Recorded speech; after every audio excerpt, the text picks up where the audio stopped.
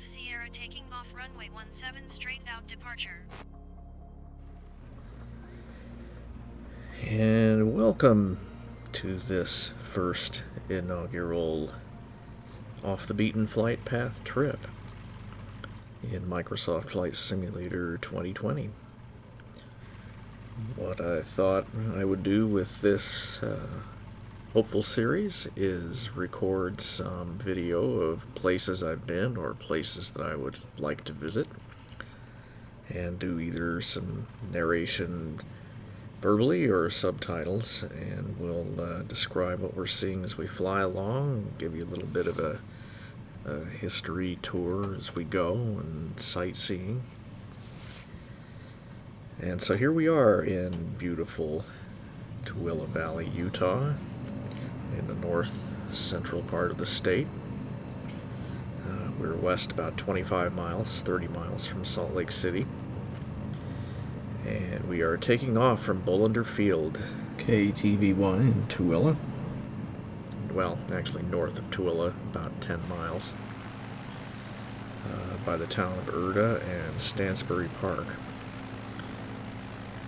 And it's early morning, we got some nice clouds in the sky. And turn off dev mode there, because I don't know what that object is with the gridded sphere around it. It does go away later. But yeah, here we go. We're taking off south, runway 17. Salt Lake approach Savage Alpha Sierra X-Ray Golf Sierra is type Savage SAVG 1 miles south of Kilo Tango Victor Yankee. Copy Savage X-Ray Golf Sierra. Quick look at the airport as we take off with the Great Salt Lake in the background there. We've got Stansbury Island on the left side. And Tooele Valley is home to about 50,000 people total. And the main industry is the Tooele Army Depot, which you can see off to the right here. We'll get another look at it in a minute. And Tooele itself is the county seat. That's there on the left. We'll get a better look at that here in a minute as well. There's Tooele. And it's up against the southern portion of the Oquirrh Mountains. We're on the west side of the Oquirrhs. Those are the big mountains on the west side of Salt Lake Valley, or one valley over to the west of Salt Lake City. Tooele's got 30,000, 32,000 people. And we're about to fly over the Army Depot here. And that's all the rows and rows and rows of stored munitions and other equipment. And there looking down, you can see how the Black Shark AI made some nice homes out of those what are supposed to be tanker drums of some sort.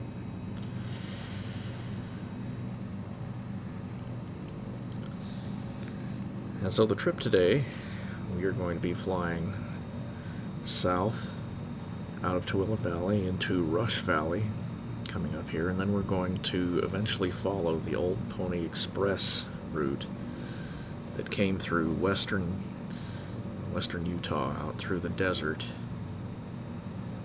and we'll follow that route for the most part, and we'll end up at an old mining town, an agricultural town that are a long way from nowhere.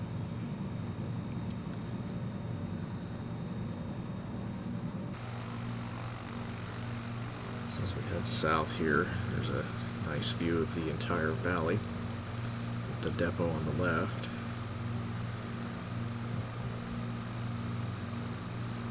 And off in the background in the clouds, you've got the Great Salt Lake and Stansbury Island. And that's Antelope Island on the right in the lake. You can see the runway in the distance back there.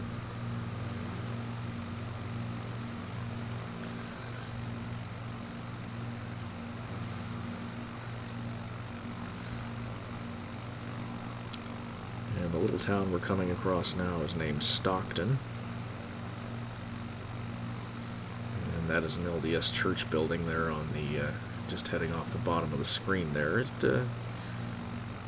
The AI comes up with a pretty good shape for it, but it's missing the spire, of course. And that's Rush Lake, which normally never has that much water in it. And South Mountain. There's a bunch of antennas up there that they use for public safety, transmissions, police, fire, etc.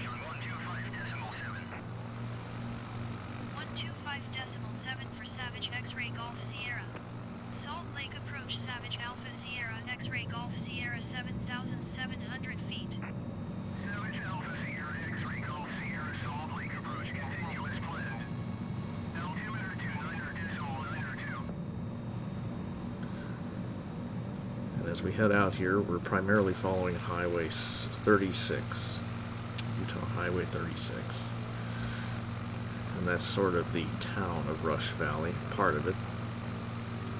That's where a lot of the Army Depot people live. And the mountains in the background there are the Stansbury Range, the tallest of which is Deseret Peak, kind of hidden in the clouds.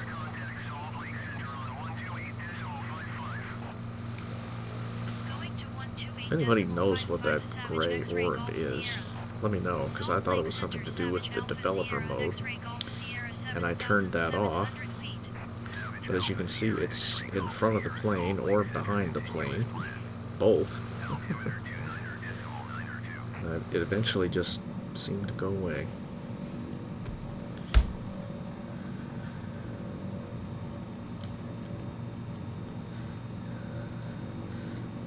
So we're south of Stockton now. We're heading into Rush Valley.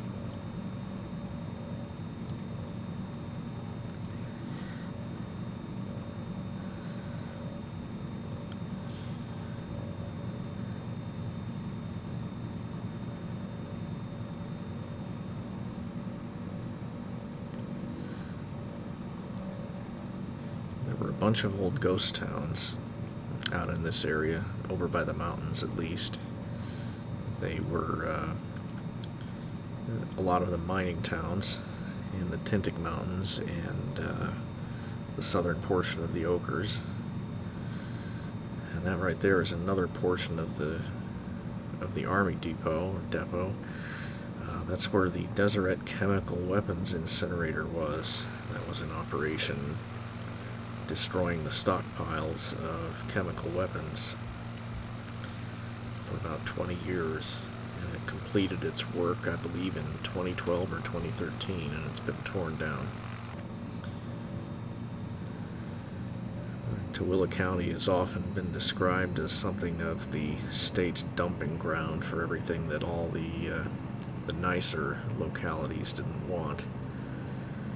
They wanted to move the state prison out here when it got to be an inconvenience in Salt Lake Valley, but we fought that and kept it out.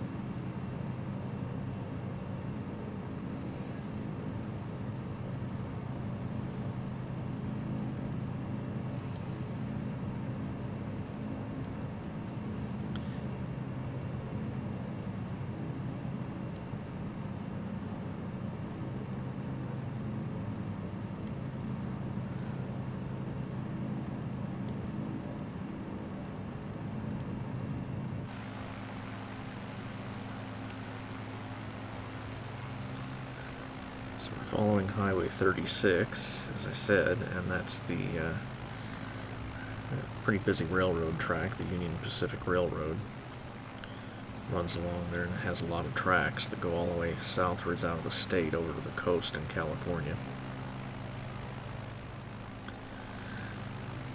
And you may be wondering what causes all that mottled speckling on the ground, and it's really interesting.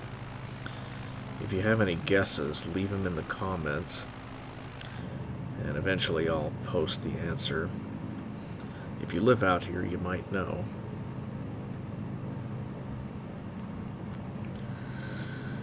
So as Highway 36 bends and head south toward the little town of Vernon. We're going to be turning off, and we're going to be following the Pony Express Road, and that follows the route that the Pony Express rode back in the 1860s. And boy, let me tell you, they had to be some hardy folks to get through some of the areas we'll be coming to in a while.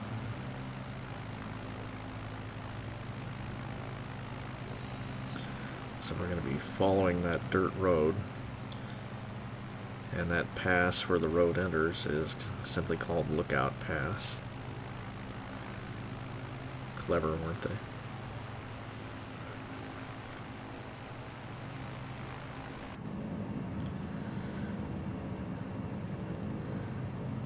There isn't a whole lot goes on in Rush Valley.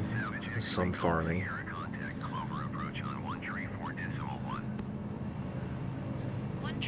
It's pretty barren though.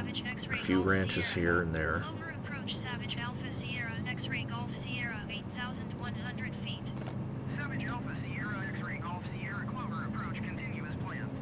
Altimeter 29.92.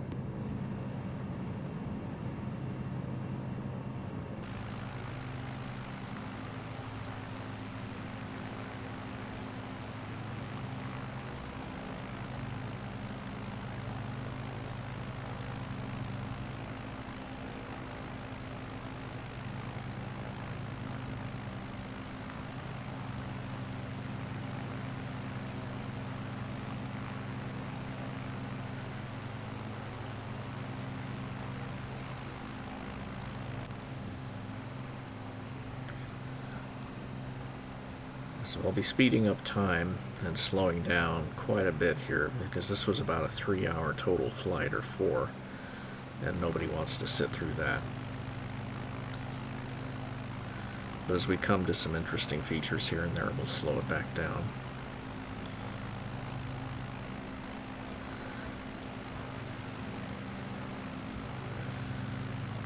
This little set of mountains here, it's a southern portion of the Onaqui Mountains, and they do have a name of their own. It's the Sheeprock Mountains, but don't usually know them by that out here. And we're coming into the wonderfully named Skull Valley.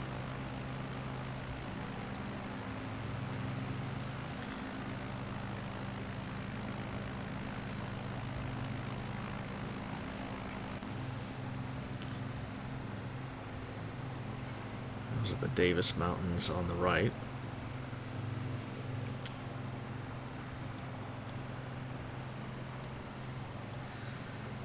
And the Simpson Mountains on the left.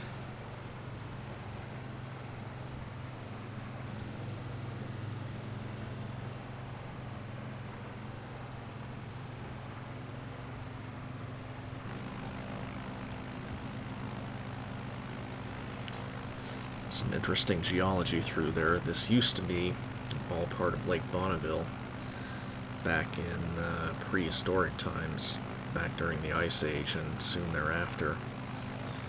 And that abrupt cutoff that you see on those eroded flows there, that was the former shoreline of Lake Bonneville at one point. So to the right of it is the former lake bed, and the left is where the waters eventually lapped up to as the glaciers melted and filled the valley, and then everything drained in the what they presume was a blockage breaking at the north end of what today is the Great Salt Lake, further north by Idaho. And all the water that was formerly in Lake Bonneville drained out and carved the Snake Valley drainage, or the Snake River drainage.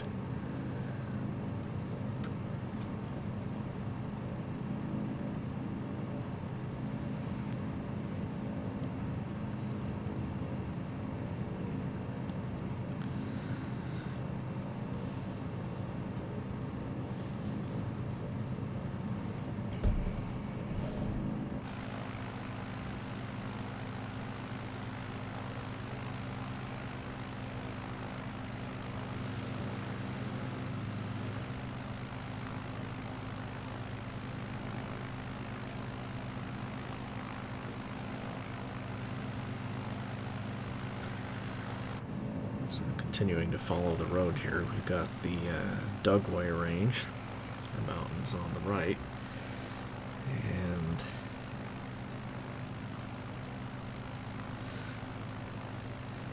Table Mountain is that feature right there. It's not very tall. It's 5,700 feet.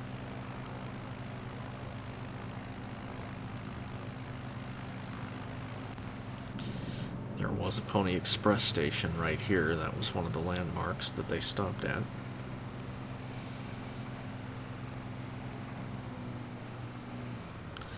The station was right there at that crook in the road where the creek comes through. Right there at that crossroads was the former station.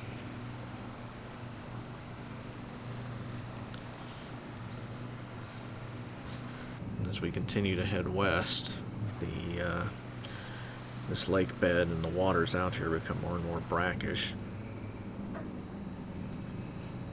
That's why there's really no irrigation out here. It's pretty poor water.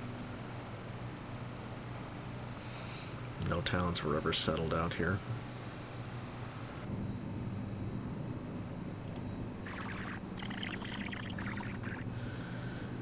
So we're zipping across Dugway Valley here. And we're about to make the bend and go over Dugway Pass. And this is the Dugway Mountain Range.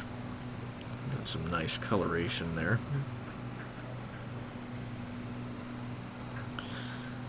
And some nice Badlands style terrain here. This is the Black Rock Hills.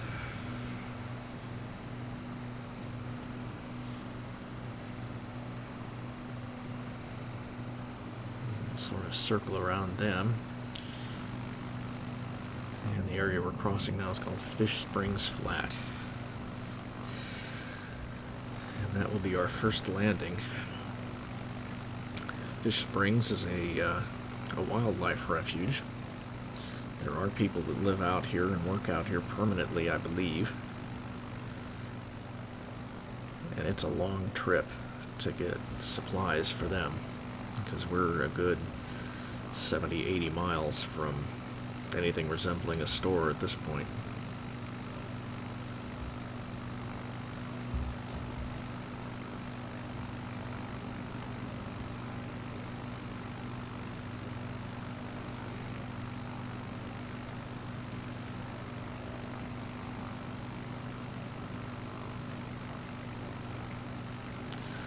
So these are the Black Rock Hills coming here, and we'll circle around them.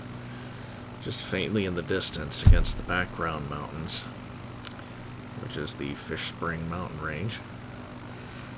You can see some hints of the marshland off in the distance there against the mountains. Black Rock Hills are very interesting geology.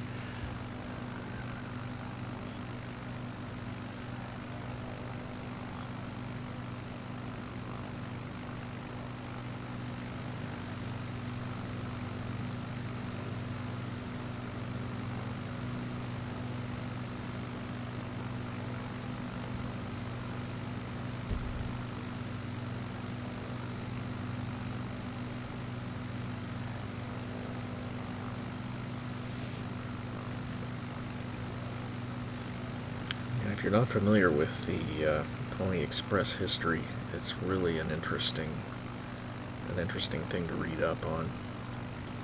A lot of Old West tales are centered around it, and the riders, of course. It was only in operation for 18 months. Most people are unaware that it was in existence for so short a time.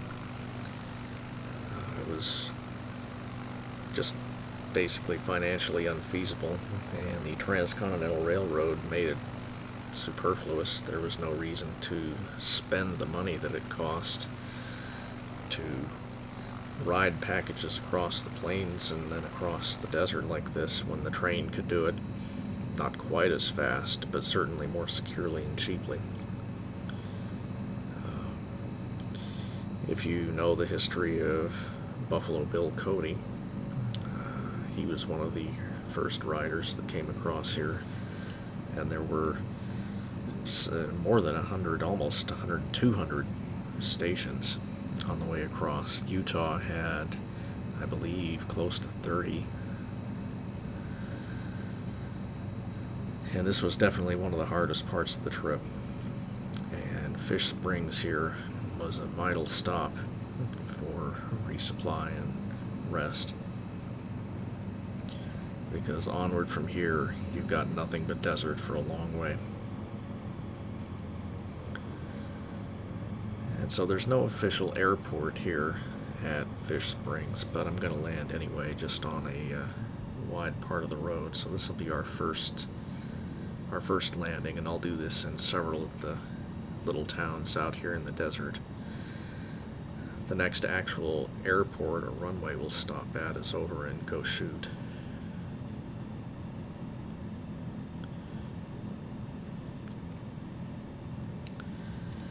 As you can see, the Azure AI didn't quite get that building properly done, but it does get most of the rest. Although, as you'll see in a moment, it it did kind of mischaracterize one a little.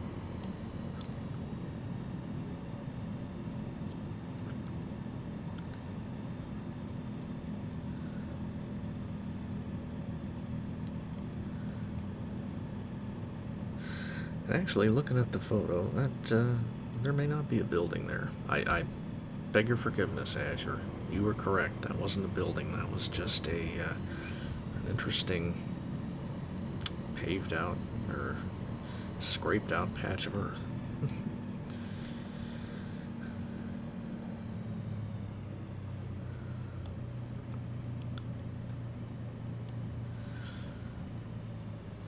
So as I say, there are people that live out here. These are kind of some duplex-looking homes almost. But that large building in the distance that looks almost like a motel of some kind. Really isn't such. It's just more of a shop building.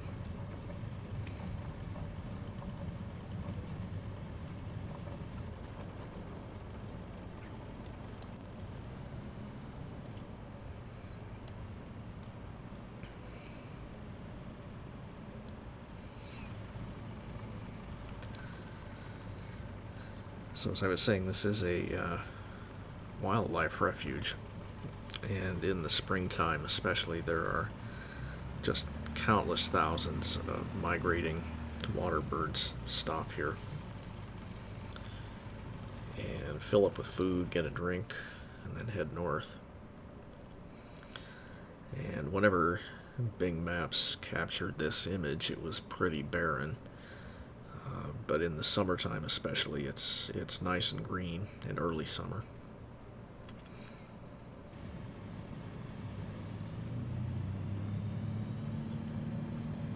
It is possible to travel this whole trip, even though it is a dirt road. It's doable by car. They keep it well graded, and these little towns out here are reliant on it, obviously. So it's kept in pretty good condition.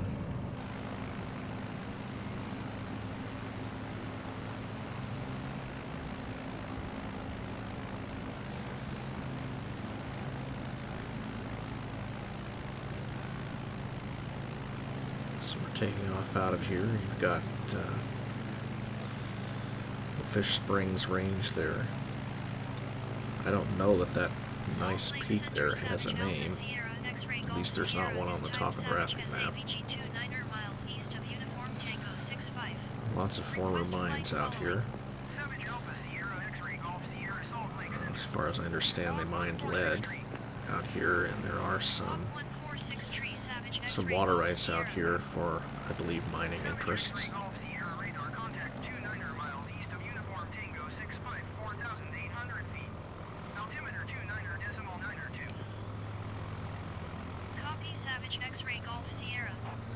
There's even an old cemetery out here.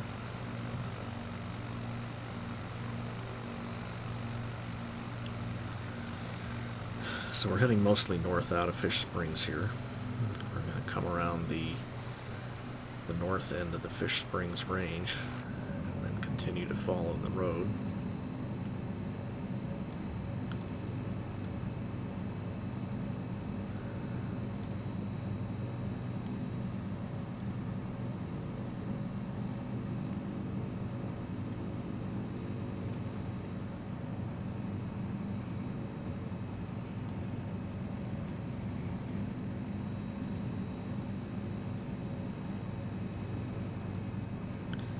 This being an old lake bed, the water table here is pretty high, so there are a lot of springs around.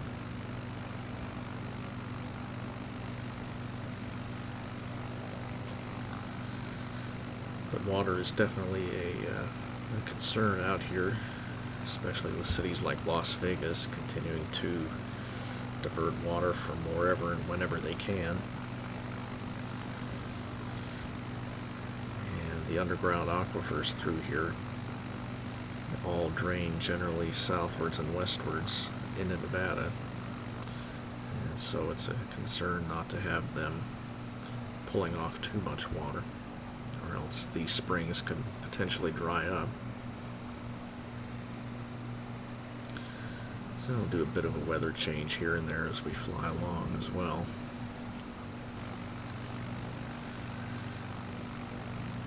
And as dead as these mountains look, there is still some industry out here. There's a few gravel pits here and there.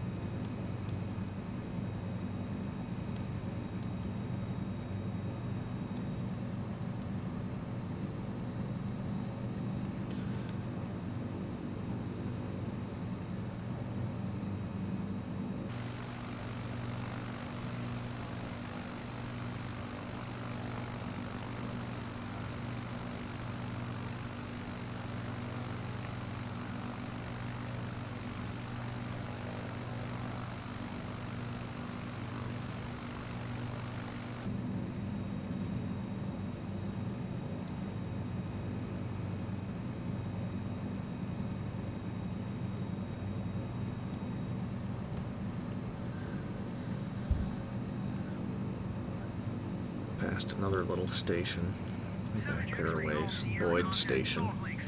There's nothing really left of it to see. 128.55 for Savage X-Ray Golf Sierra. Salt Lake Center Savage Alpha Sierra X-Ray Golf Sierra 4,800 feet. Savage Alpha Sierra X-Ray Golf Sierra Salt Lake Center continuous plan. Altimeter 29. We're now in Snake Valley, and we will soon be coming up to the little town of Callao.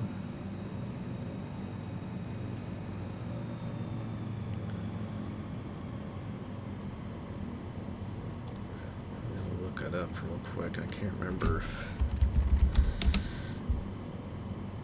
what I had named correct or not.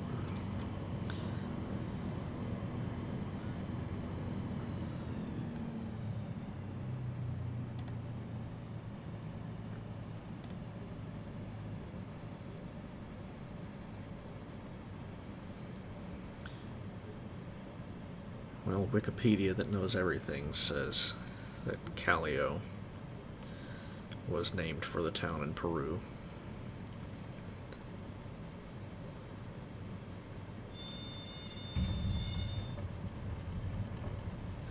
And even though it's spelled the same as that town, it's not pronounced the same, which should have been Callao. But it's a tiny place.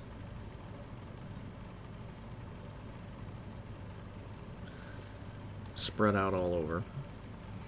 This is one of the towns that would be really harmed if too much water is pulled out of the ground here, because they're all completely reliant on well water.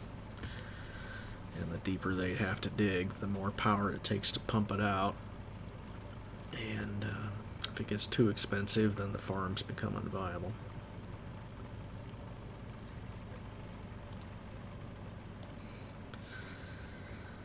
But like Fish Springs, there's a bunch of naturally flowing wells, and springs out here that do support a reasonable amount of irrigation. There are dozens and dozens of water rights for pumping water through here that date back well into the 1800s.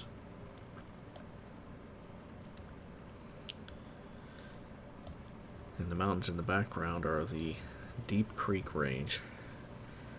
We're not too far from the Nevada border now.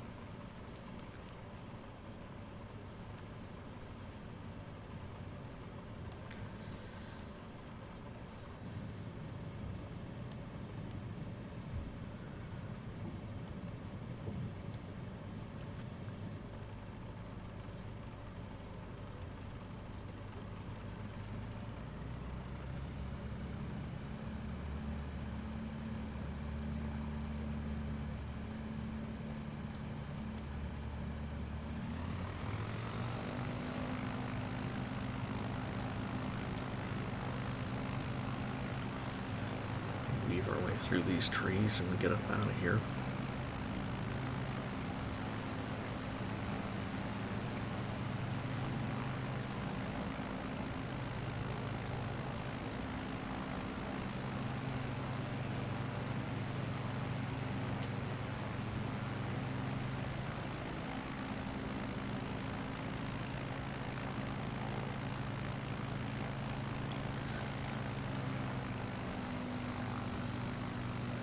Gotta hand it to the sim, other than there being too many trees out here. It does make a pretty good representation of the area. There should not be trees in those fields, that's all just alfalfa irrigation and crops.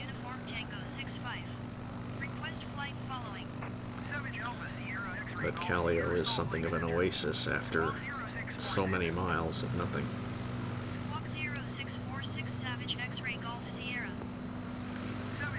Callao is home to the last one-room schoolhouse in Utah. All 12 grades with one teacher in one room. Copy Savage X-Ray Golf Sierra.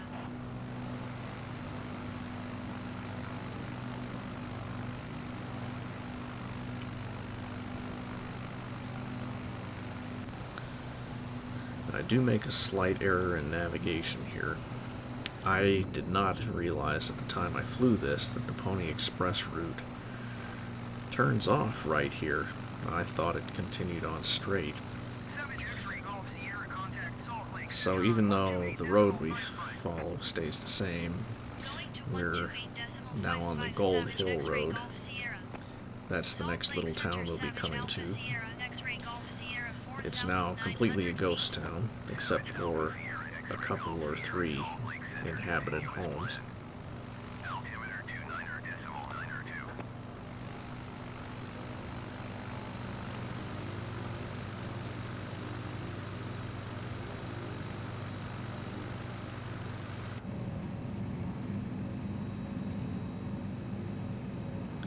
The deep creeks back there are pretty tall mountains, as mountains go in Utah. The tallest Haystack Peak and Ibapah peaks are more than 12,000 feet.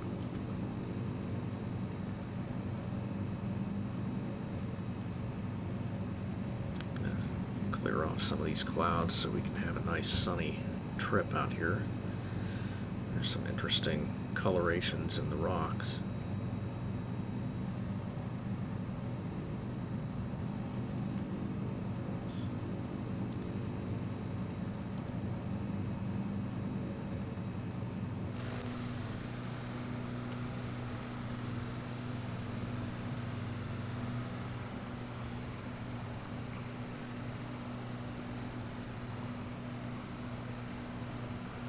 So we're flying northwest.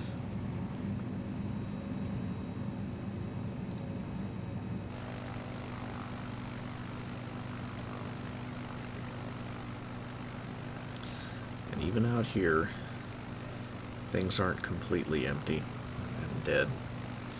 That's the ranch of one Eugene Timm.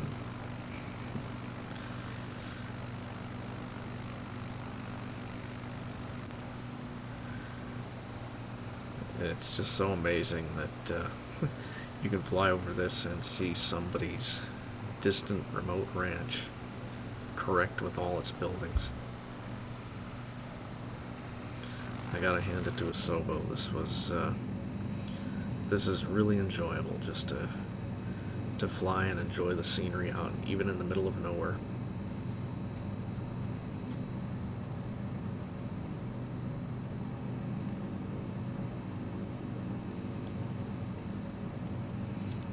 You can follow along with a topo map or whatever and spot all kinds of things you never realized were out here.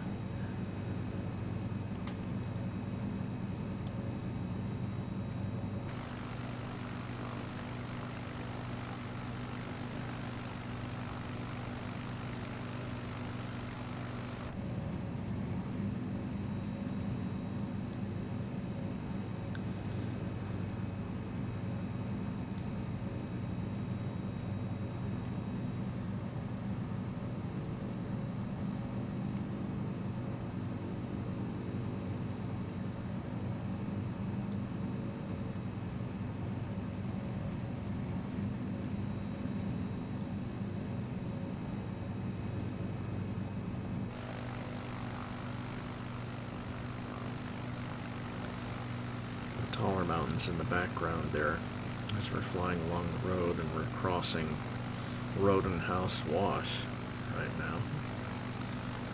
Those taller mountains in the background there are the Dutch mountains.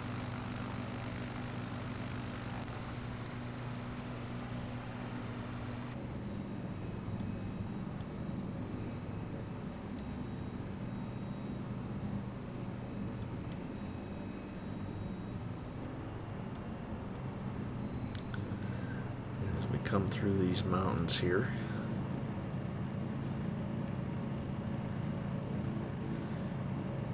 The actual Gold Hill itself is one of those peaks there on the left.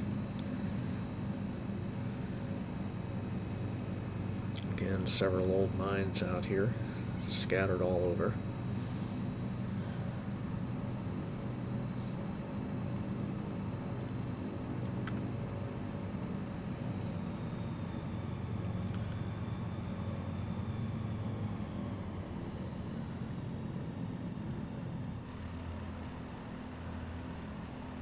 Come around the bend here, be in the town of Gold Hill itself.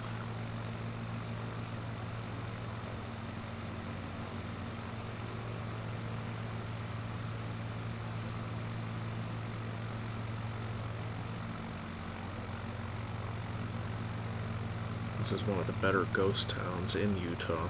There's a lot of structures left standing. Most Utah ghost towns have pretty well fallen apart by this point in time.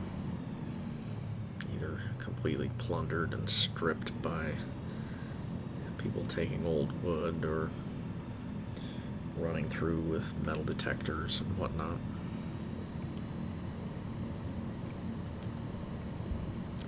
All these buildings that the simulation rendered as homes, for the most part, are just abandoned structures.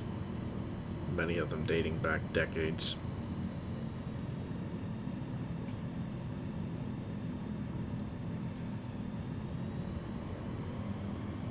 Like I say, there are a few people live here, though.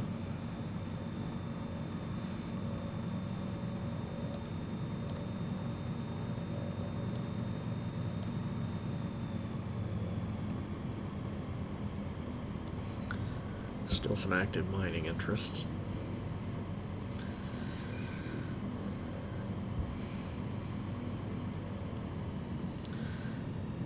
As I came around to land here, I sort of... well, you'll see. Looks flat and level to me, doesn't it to you?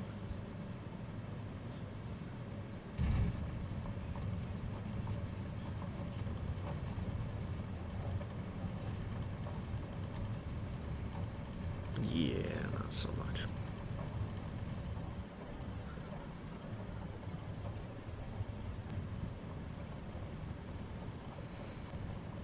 Not so much at all.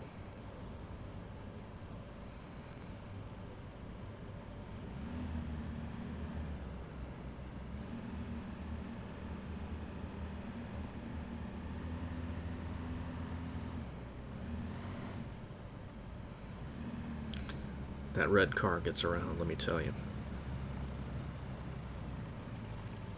So here we are, Gold Hill.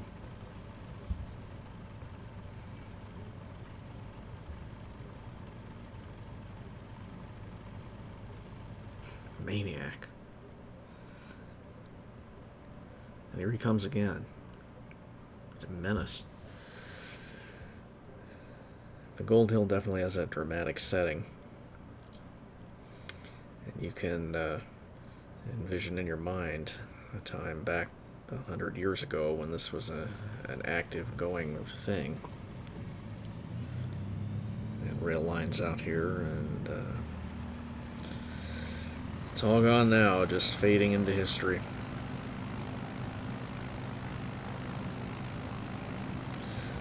So as you might have noticed, our fuel is getting a wee bit low. So rather than follow the Gold Hill Road and the Pony Express Road strictly to their end destinations at the end of the state, I decided to pretty much forego it and make straight for our one real airport, in quotation marks. Alpha Sierra X-ray Golf Sierra is type Savage SAVG 12 miles northeast of Uniform Tango 65. Request flight following. And Uniform Tango 65.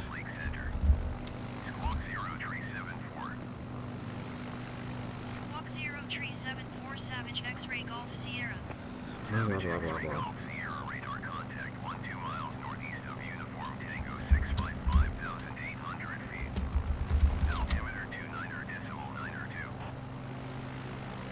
Copy Savage X-ray Golf Sierra.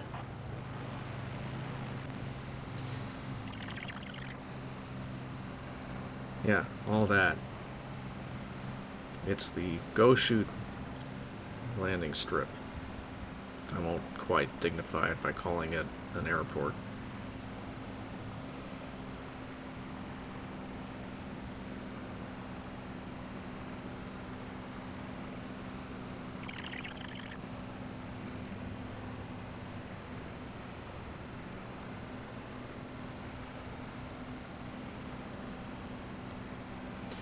So this was an area known as Clifton Flat.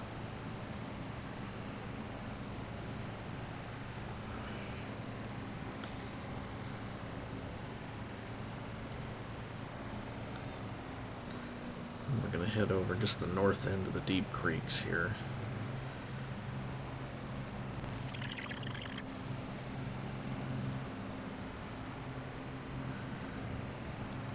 And drop down into Deep Creek Valley. Because UT 65 is just up ahead there.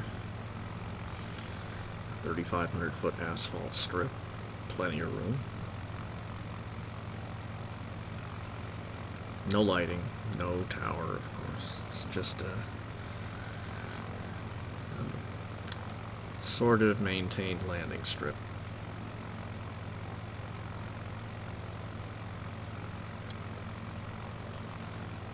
And we're be landing in the Goshute Indian Reservation. 65 traffic Savage Alpha Sierra X-ray Golf Sierra is on final runway 19er to land.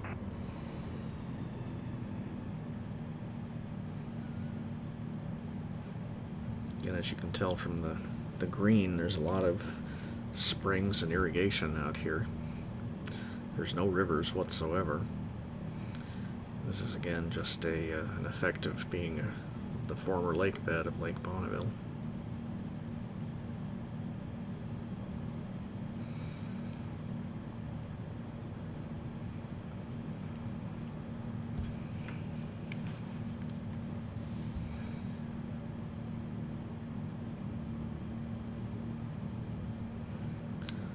The Goshute Reservation itself is very, very small.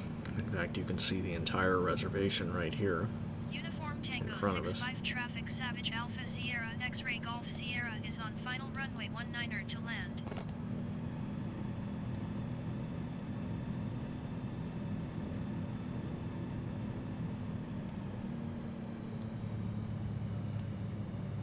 The actual town of Goshute is further down the road a ways. It's not really so much of a town as just some scattered buildings with some dirt roads.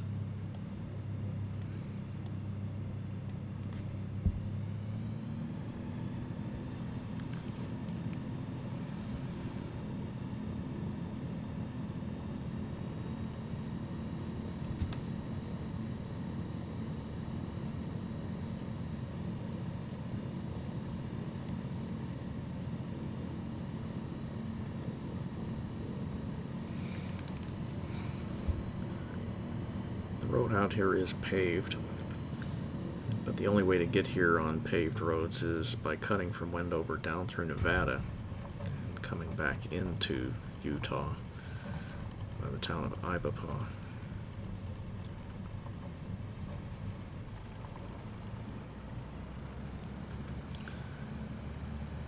So Sky Vector says asphalt, but I don't know, maybe at one point.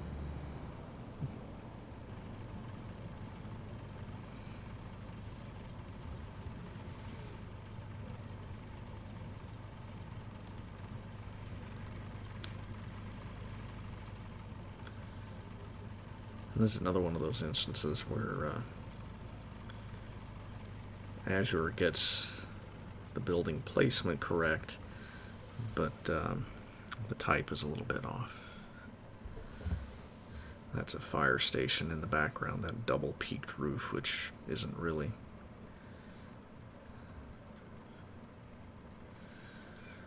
So here we are in Goshute.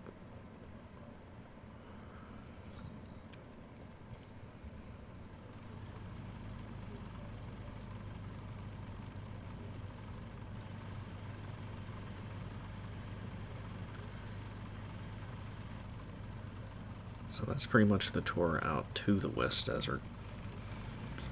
So let's get up and see something that you don't expect to see in the middle of the desert.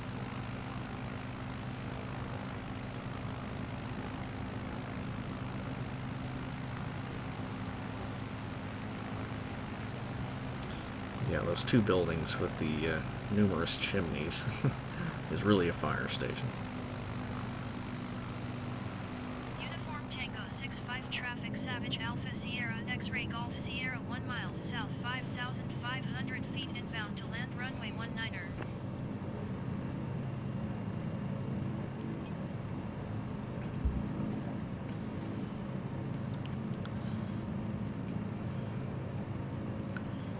As I was saying before, these are the Deep Creek Mountains. And the tallest are over 12,000 feet. So let's see if we can get the old cub here up from 6,000 feet before we get there. I think we can do it.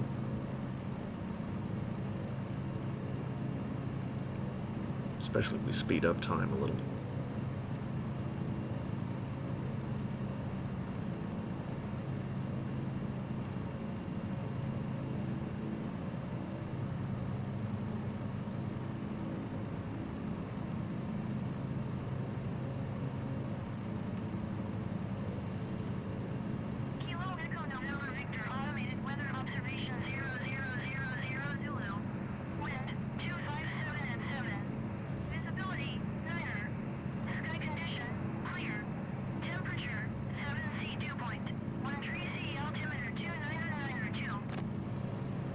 See, the weather in this has always bugged me. They read off a temperature lower than the dew point, which cannot happen. But at least it's not the 225 at 3 wind bug.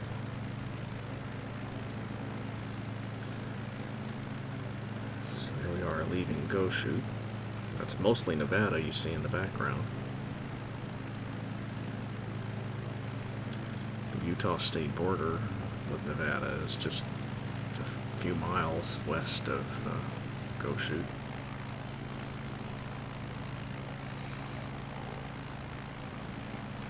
So this is what interested me when I got over here. On this side of the mountains, the Bing imagery was taken in the winter time, so we've got a little bit of snow-covered ground out here.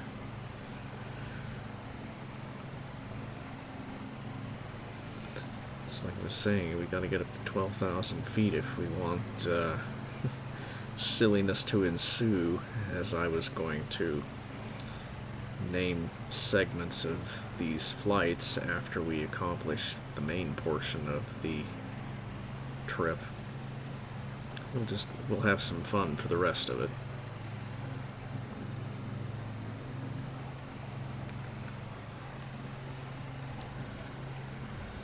So can we make it in time? Yeah, we got it easy.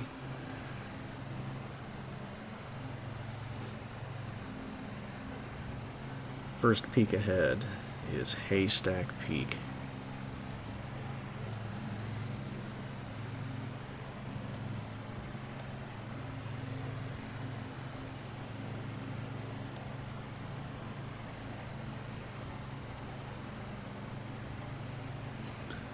$12,020 feet.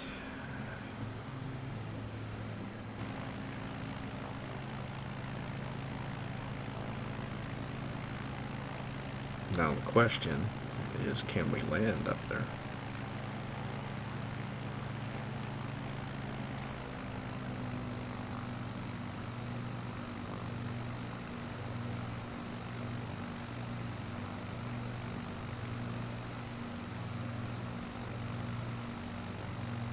Oh, sure, plenty of room.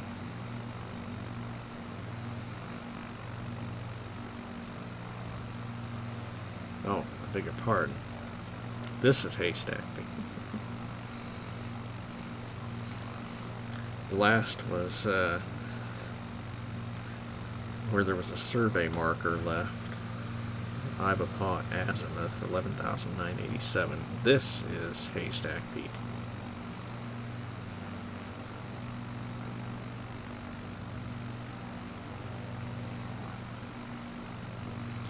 You've got a nice view out over the West Desert there.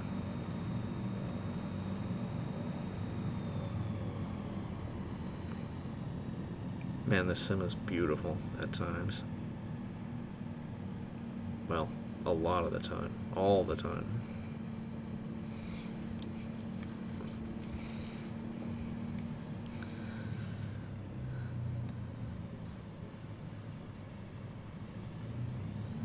So I'm not going to try to land on the peak itself.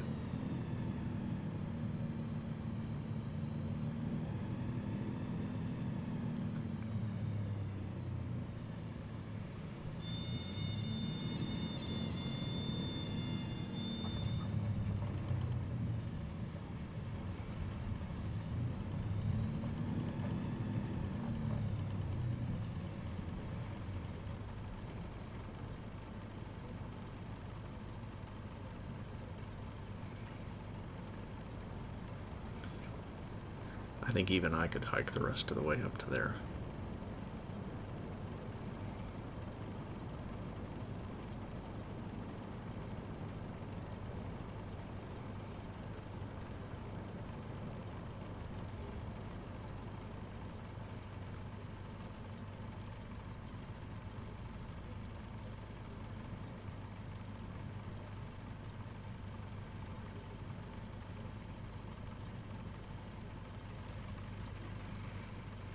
We are on more of a slope than it looks like here on this this little bit of a col.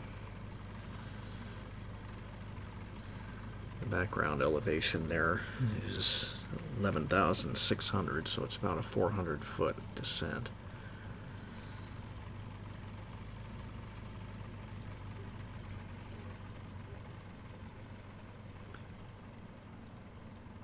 Yeah, here we are. Nice view from almost at the top of the world.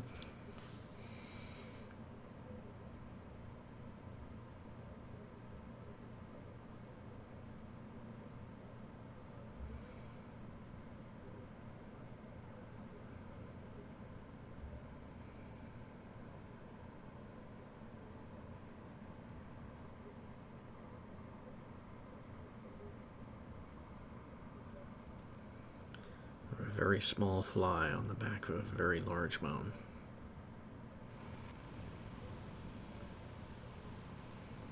So a little time lapse here, you can see the clouds and the weather building.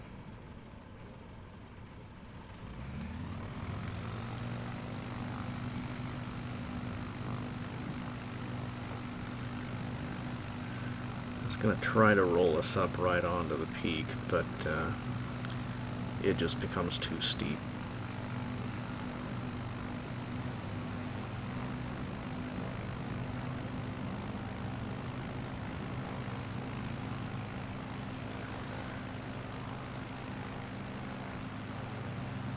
As we take off, we're going to come quickly across. Oh, jeez.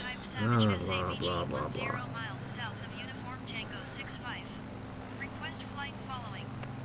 Savage Alpha Sierra X-Ray Golf Sierra Salt Lake Center.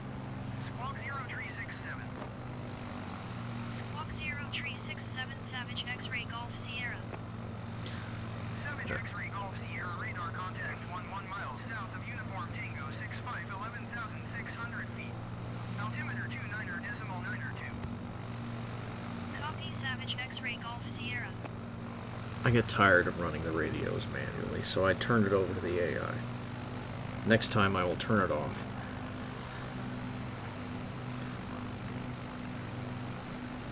So here we come up to the tallest in the deep creeks, Ibapah Peak, 12,087 feet.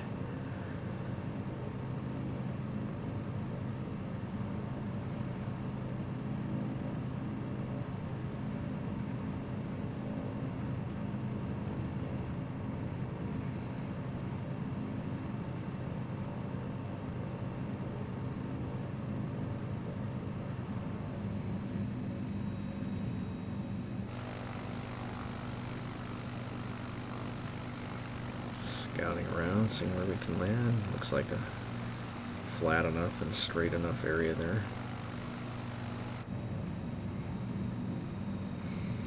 Again, gorgeous view over the West Desert. Off in the distance you can see Callao and their farming.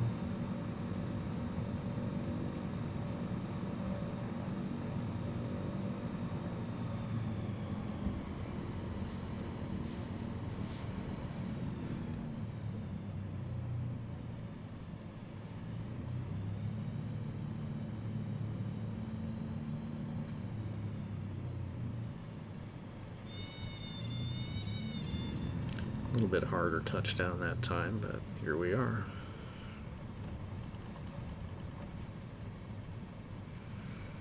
And again, unfortunately, even with full beans on the engine here, it's just too much of a slope.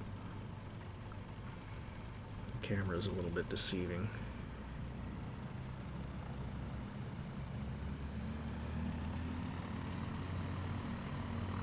As you can see, it takes a fair bit just to hold us in place.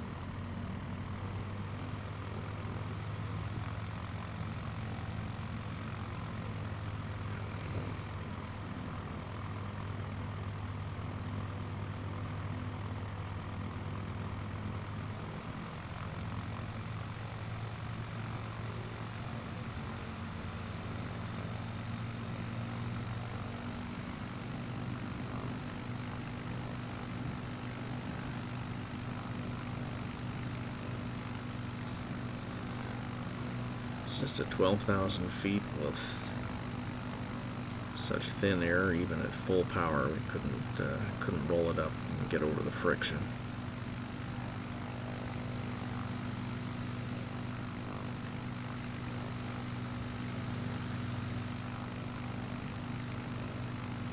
Which, if we were landed in snow, would be sort of realistic.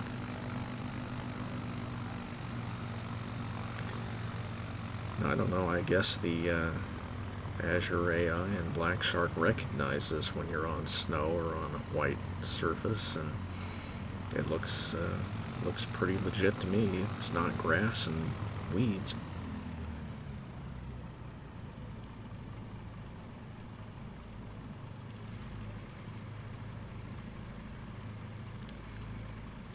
I'm not sure how many actual trees are right at the top of Ibapah Peak, though. That's pretty high up above the tree line, I think.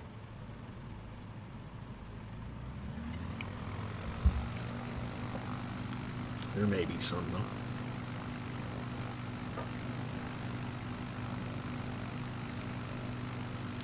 Looking at Google, though, the summit is pretty darn barren. I can't tell how much is trees and how much is just rocks. We'll almost get there. 12,027 feet. Come on. Ugh. We're gonna make it. We're gonna make it. Oh. So close.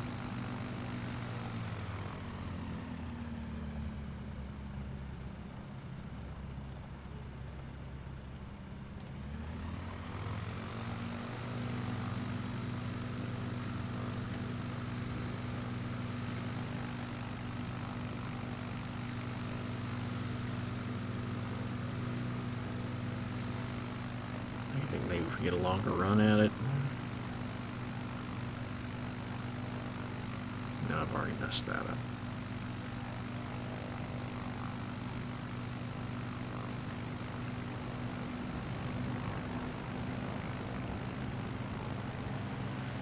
We'll just come back around and try and stick the landing directly on the peak. Ah, yes, blah, blah, shut up. Trust me, I will shut that off for the next trip.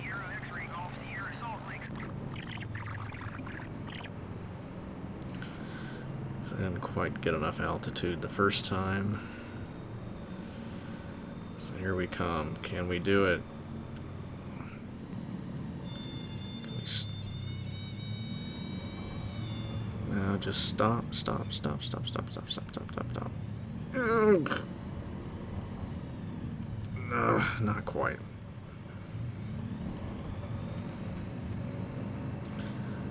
So, enough fun on the mountaintop.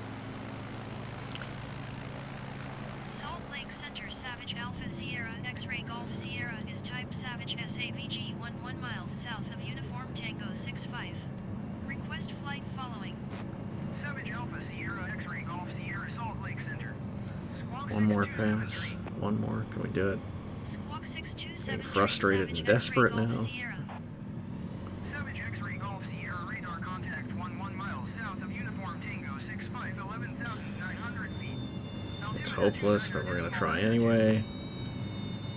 Copy Savage X-Ray Golf Sierra. No. Alright, forget it. Let's just enjoy the slalom down Granite Creek. Salt Lake Center Savage Alpha Sierra X-Ray Golf Sierra is type Savage SAVG 11 miles south of Uniform Tango 65. Request flight following. Savage Alpha Sierra X-Ray Golf Sierra Salt Lake Center. Squawk 3766. Squawk 3766 Savage X-Ray Golf Sierra. Savage X-Ray Golf Sierra radar contact 12 miles south of Uniform Tango 6510,000 feet. Altimeter 29.92. Copy Savage X-Ray Golf Sierra. This is just beautiful through here. And they nail it perfectly. You look at the aerial photo. There's maybe a few too many trees, but the clear spots where it should be are clear. The snow on the north side of the slopes is perfect.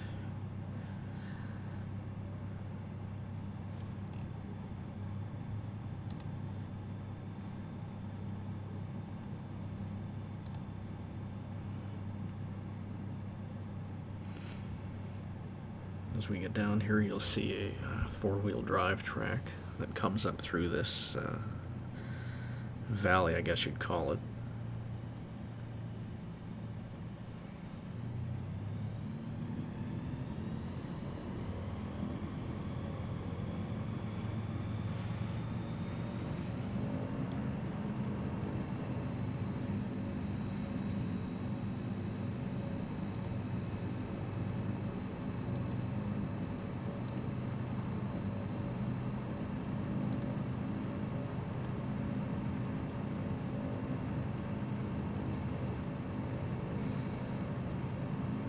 Great topography through here.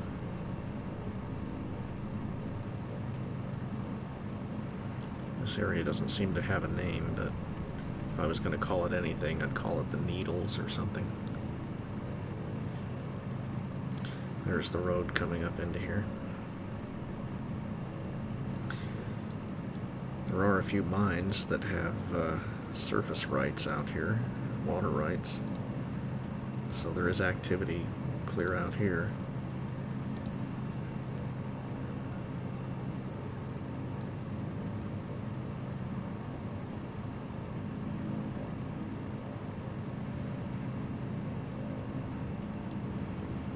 To the east a ways, there is a pretty good road that travels south out of Callao, down through some other even smaller little villages. We won't see them in this trip, but maybe in another one I'll come out here in something a little bit faster and we'll go all the way south through the western part of the state. Kilo Echo November Victor traffic Savage Alpha Sierra X-Ray Golf Sierra 57 miles south 6,100 feet inbound to land runway tree 0. So I was going to call the trip on top of the mountains there and end it there. But I thought, man, I'm already here. That's only less than an hour to Wendover, so we'll end it at an actual airport.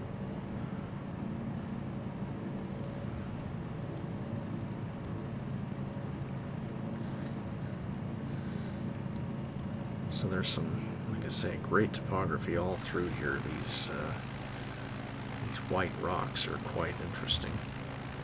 I'm not sure exactly what the geology is out in this part of the state.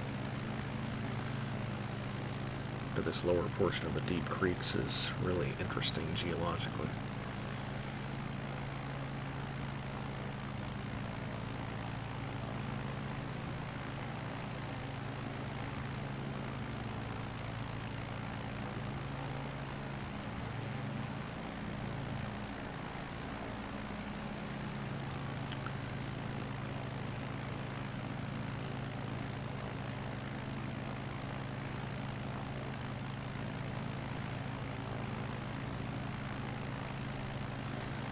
This is Cedar Creek.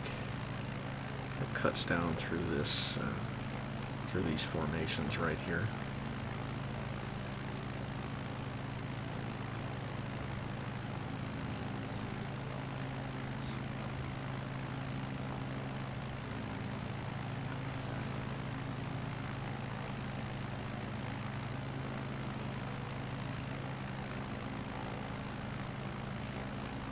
This is the interestingly named Indian Farm Creek.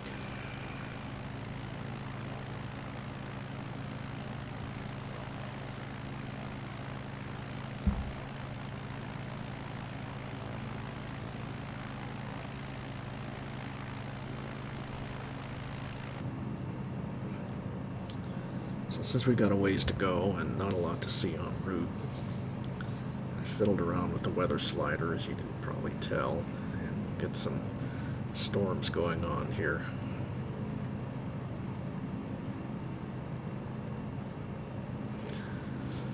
Now the other thing I didn't realize is that I had my unfortunately had my windshield effects turned down to low, which unfortunately means there's not going to be any rain visible, even though we're flying through a lot.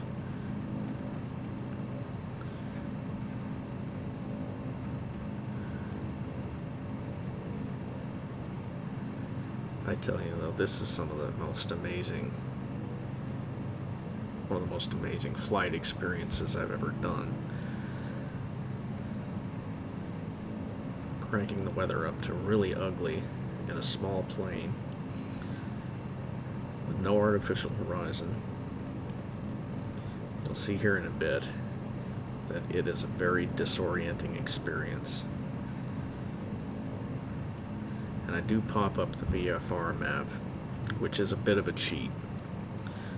But, I mean, I could be watching the compass too and have the same effect. I was mostly curious to see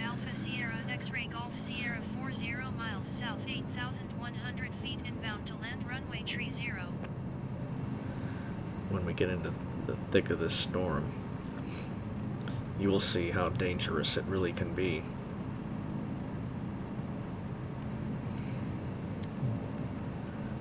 Because there no longer is any ground clue. You have nothing to go by but the compass and the altimeter.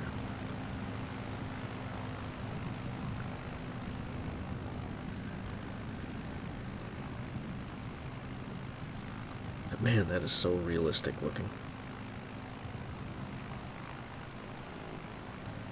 I mean, I have seen that shot in other portions of the state. I've driven into it.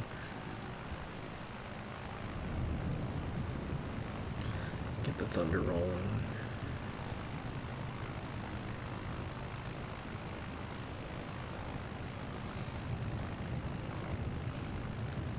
I'm not exactly sure where we are on the map at this point. I cut out a fair bit of blank travel on the way.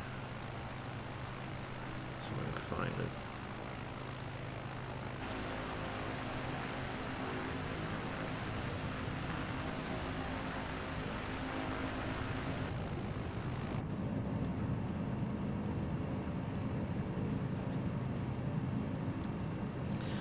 I believe that is the quote-unquote old overland stage road.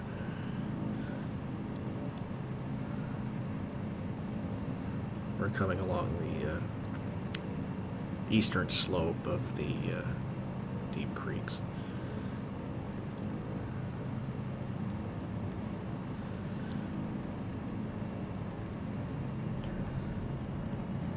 So here as we get into this storm, one thing that was missing, I turned the wind down, but even if I hadn't, it wouldn't have made any difference really.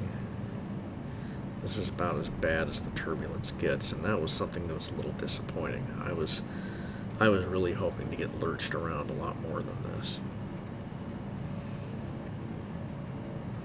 I could turn the wind up, but I figured the storm would have done that for me.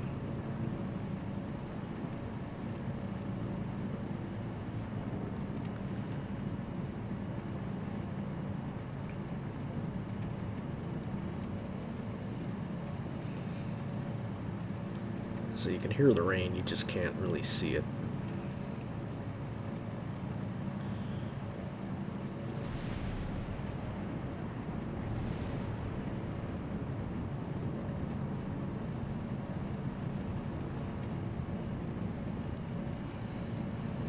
Now I know we're high enough to avoid any little mountain summits out here, but we do keep getting blown to the west.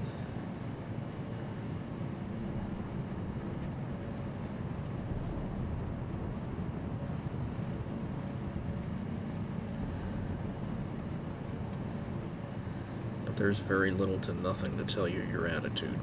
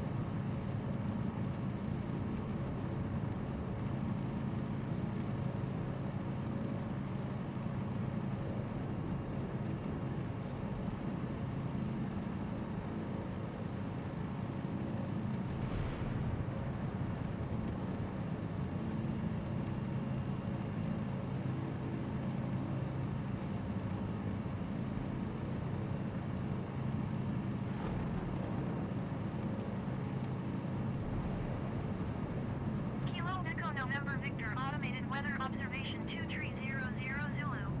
Wind 2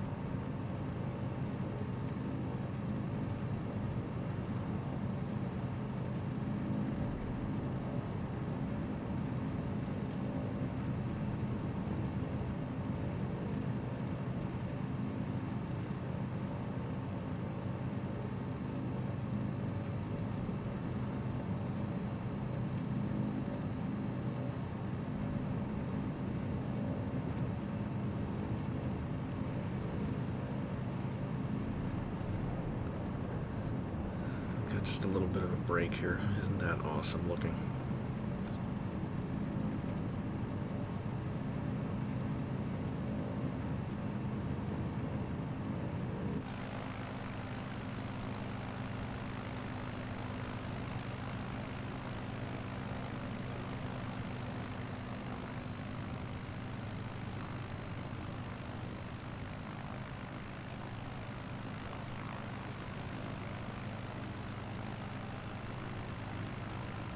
Wow.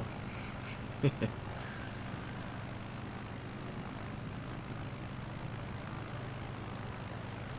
some big storms over there.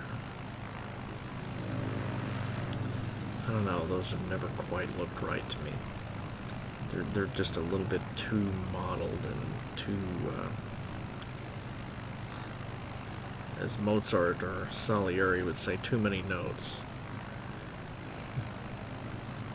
The Emperor, I guess, and Amadeus. Too many notes.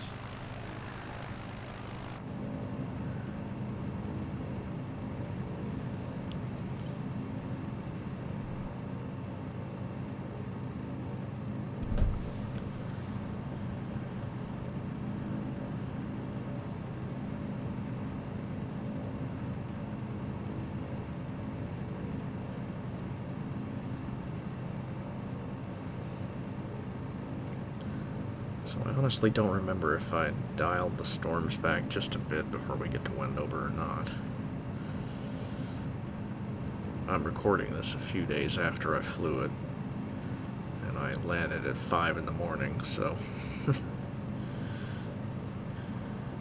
I was glad to get to Wendover.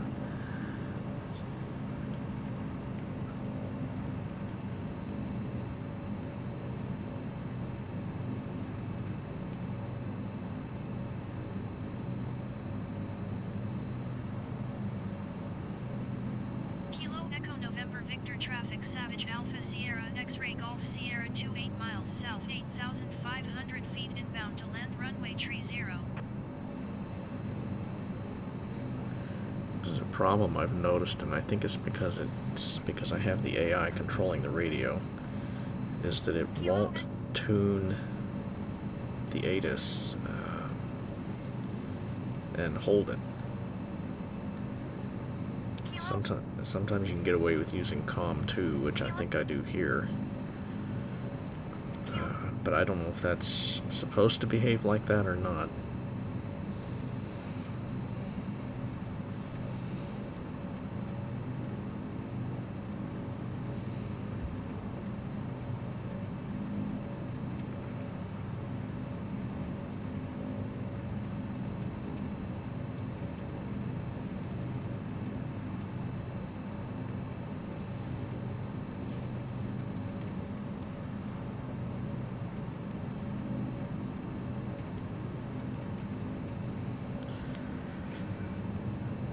As we continue to head northwest here toward Wendover, we're getting pretty close. We're now well on the west side of most of the mountains. Wendover itself straddles the Nevada-Utah border, but the runway is on the Utah side.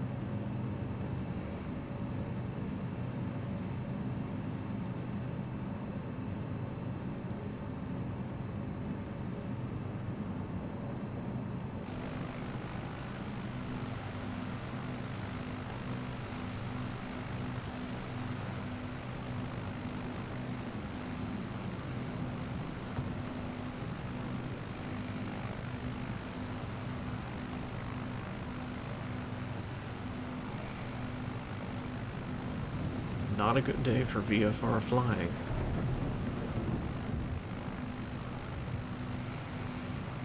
See, those storm clouds look okay. Some of those that were in the distance before, they were just a little bit too noisy, in my opinion.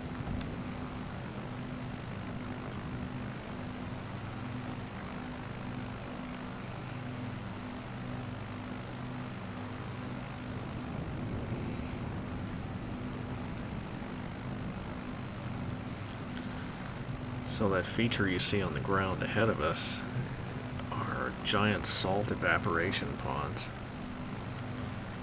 that are run by a company called Intrepid Potash. And as you might guess, they harvest potash from the briny water because we're right on the edge of the Bonneville Salt Flats. And so the water table here is just literally right below the surface.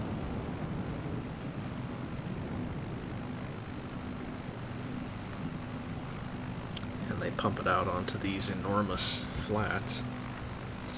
You'll see as we fly over it, there's canals that run along each of the beds, and they just flood these large flat areas and let it evaporate and then harvest.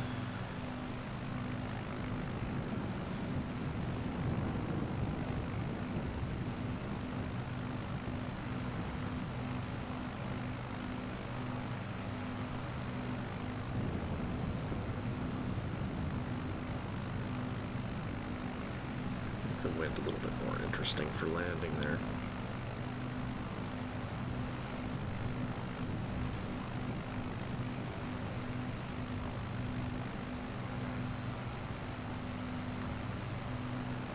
Kilo Echo November Victor traffic Savage Alpha Sierra X-Ray Golf Sierra 8 miles south 6,500 feet inbound to land runway 26. So we're coming in, but are we going to be able to punch through this storm and get a decent landing, or are we going to be praying?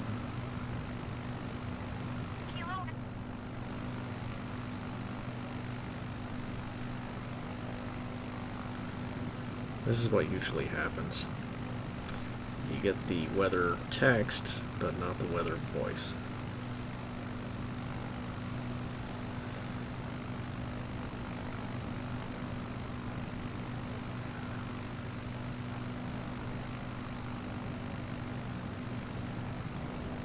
Whether you switch to COM 1 or 2, it sometimes just refuses to stick.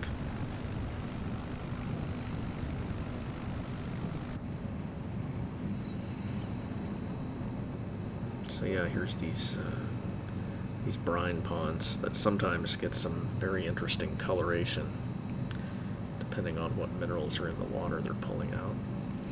But they're vast. They run for miles and miles and miles.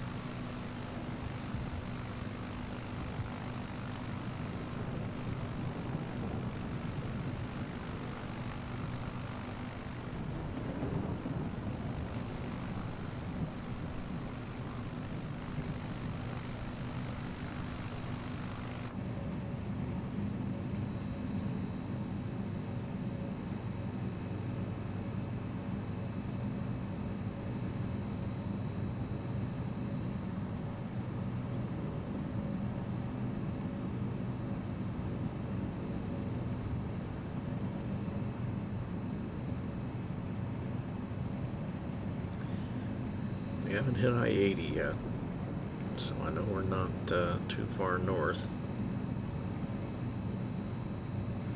That's where the ponds end, and the runway is just south of it.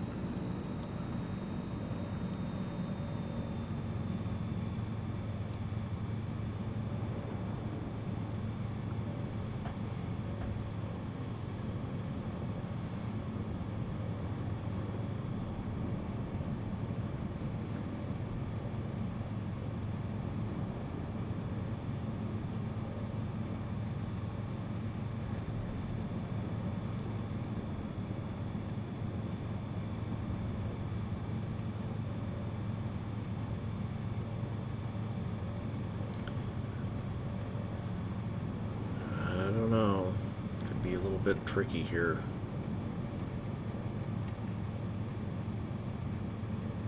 Got some heavy bands moving in.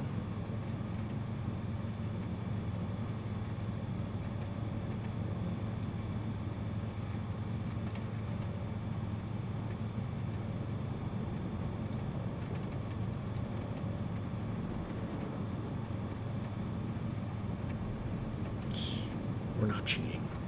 We just brought along our little GPS unit with us. Never fly without it, right?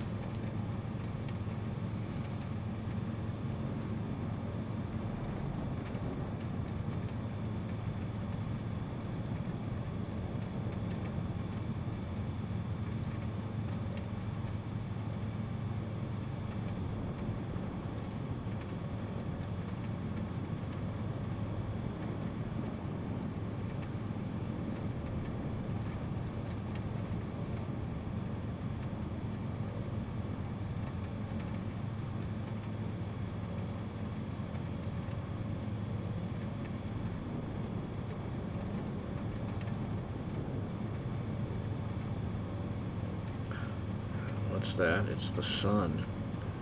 Are we going to break out just in time, or are we going to be landing in the rain?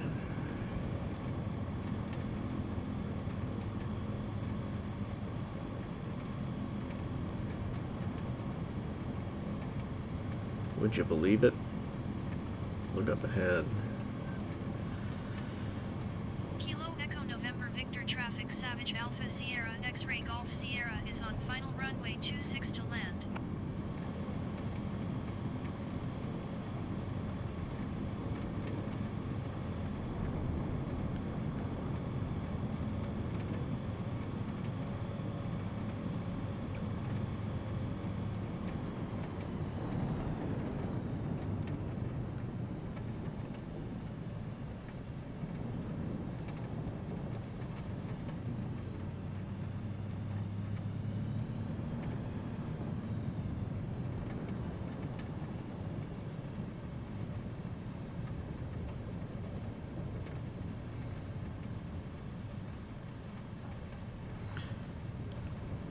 And we made it.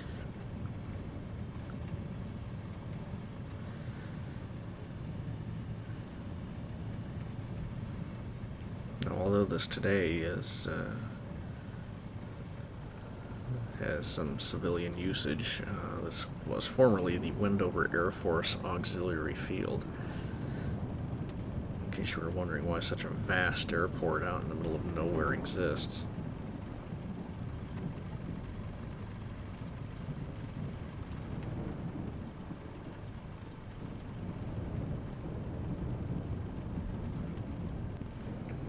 So it's a good long taxi over to the parking.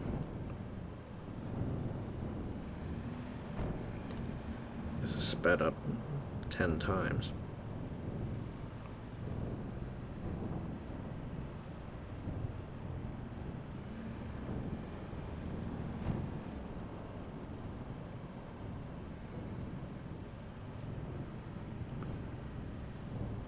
And here we are in the town of Wendover.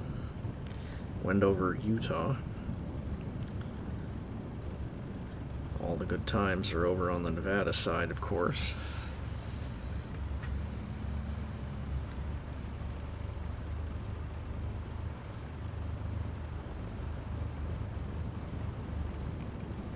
Not the best parking job, but after this long a flight, I no longer cared.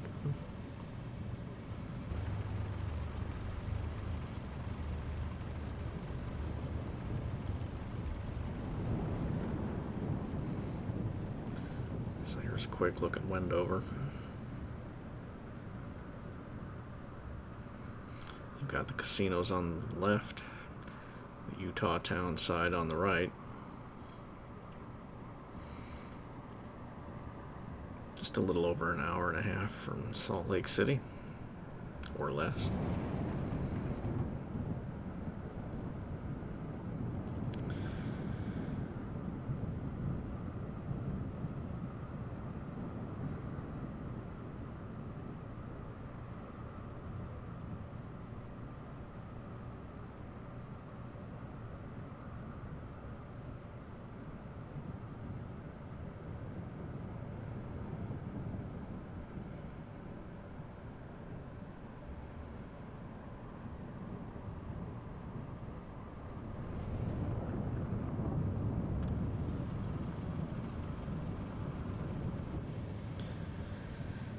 And with that, we're going to shut this sucker down. Congratulate ourselves on our landing.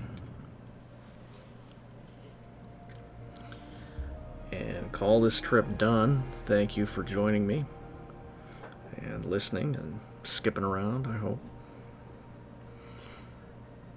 And hopefully this will be the first in a number of these videos, and I hope you enjoyed it. Please leave a comment. Let me know what you think. Have a good one.